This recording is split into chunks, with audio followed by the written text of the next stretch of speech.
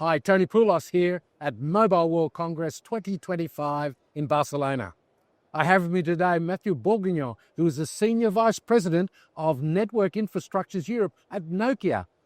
Matthieu, welcome back again this year. Hello, Tony. Listen, what do you see as the trends that are happening in the European market? What's different to what was happening last year?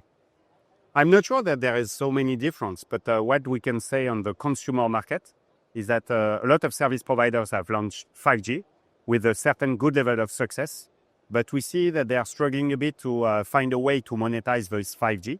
So bottom line, they are obliged to launch a kind of price war. The good news for Nokia also is that there is an opportunity to get additional RPO on the fixed network.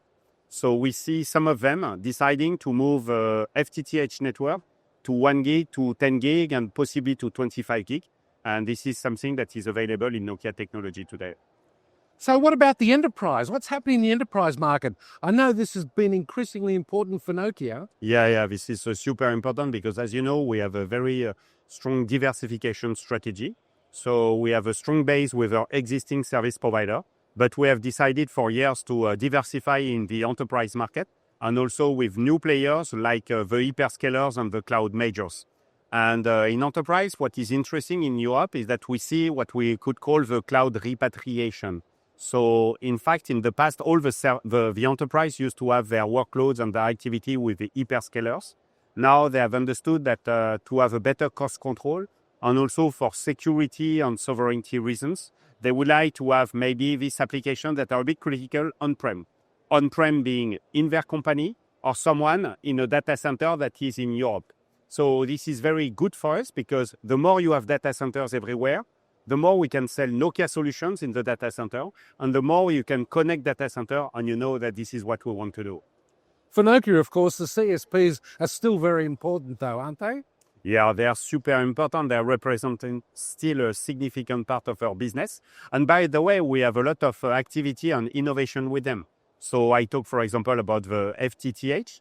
So we are moving from 1 gig to 10 gig, and we can do 25. We have also demonstrated 100 gig with Elisa this year in Finland. In fixed network also, and in optics, we have acquired recently Infinera.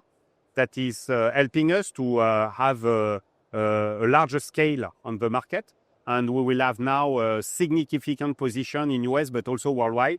Probably number one ex-aequo with one of our biggest competitors, which is extremely important. And in, as you know, in optics and in IP, some questions now on the quantum security. So typically some customers now ask us to provide quantum safe networks. And this is something that is available today in Nokia. In the media, I see a lot of focus on data centers. Why is this? Yeah, so we are talking a lot about data centers and about AI also. AI has been also a buzzword in Mobile World Congress for years. In Nokia, we've been doing AI for years for development of our product and also to bring these solutions for operations of our networks. So back to data centers. So in fact, data center, we have really something that is unique on the market because if you take a data center now, we can propose 4 things. So we propose the data center fabric, so the leaf and spine solution to connect the racks together. We propose the super spine, that is the data center gateway, that is more or less at the main door of the data center. We can propose data center interconnection. So when you have 2 data centers, you can connect with WDM. And this is where we can provide quantum protection. And we can do now with Infinera intra-data center connection, because sometimes when you have a lot of racks, they are connected with a lot of fiber, and now you can use WDM solutions to connect this system. So typically, this is an area where we want to go, and recently at the board of Nokia, we have decided to increase significantly the level of investment to reach 1 billion additional revenue in the next 5 years, based on this kind of solution that we can, by the way, sell to enterprise, cloud majors, and service providers. So AI is driving a lot of new business. Of course. Matthieu, it's been wonderful talking to you again. Thank you so much. Thank you, Tony.